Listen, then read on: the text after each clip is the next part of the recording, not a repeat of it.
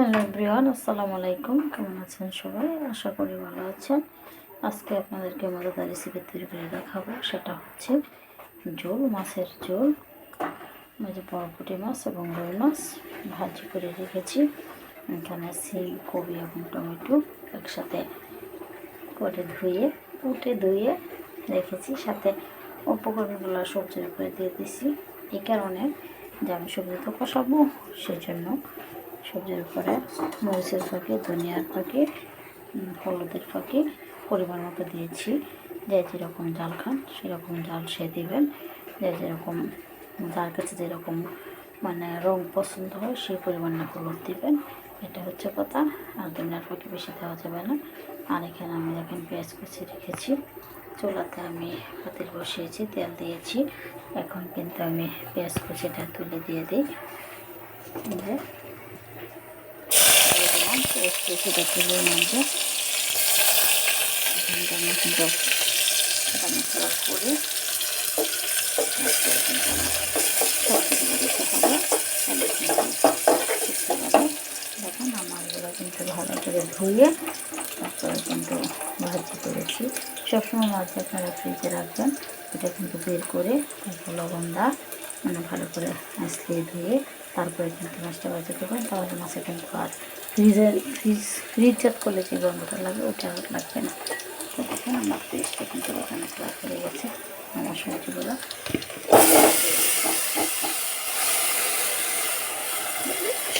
একসাথে দিয়ে দিলাম।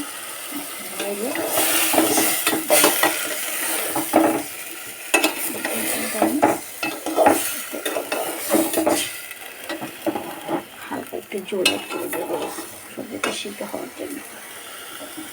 কষাতে হবে, কষলে এটা কিন্তু সুন্দর হয়। আর আমি সাথে কিন্তু দিয়ে দিছি টমেটো শক্ত দিয়ে দিছি। এখন ঢেকে দেব। দেখেন বন্ধুগণ, আমার সবজিটা কিন্তু কষে গেছে। এখন কিন্তু আমি প্রথম টমেটো সহ দিয়ে কষালাম। এই কারণে টমেটো কিন্তু শক্ত, এই জন্য একসাথে দিয়ে দিয়েছি। এখন কষিয়ে আমি কিন্তু মাছগুলো কিন্তু দিয়ে দেব। দিয়ে তারপরে কিন্তু এটার মধ্যে ঝোল দেবো। এটা হচ্ছে ঝোল রান্না করলে রুই মাছ এবং পুঁটি মাছ একসাথে দিয়ে ঝোলগুলো দিয়ে দিলাম। আরও ঝোল দেবো, কারণটা ঝোল রান্নাই করবো।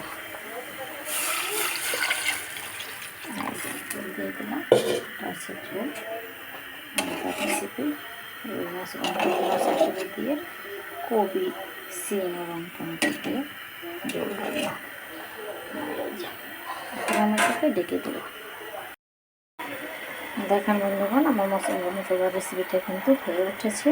এখন আমার এখানে অল্প কটা পেঁয়াজ কুচি কাটা রেখেছি, ওটা কিন্তু আমি দিয়ে দেবো। শেষ মুহূর্তে কিন্তু আর একটা ফোড়ন দেবো।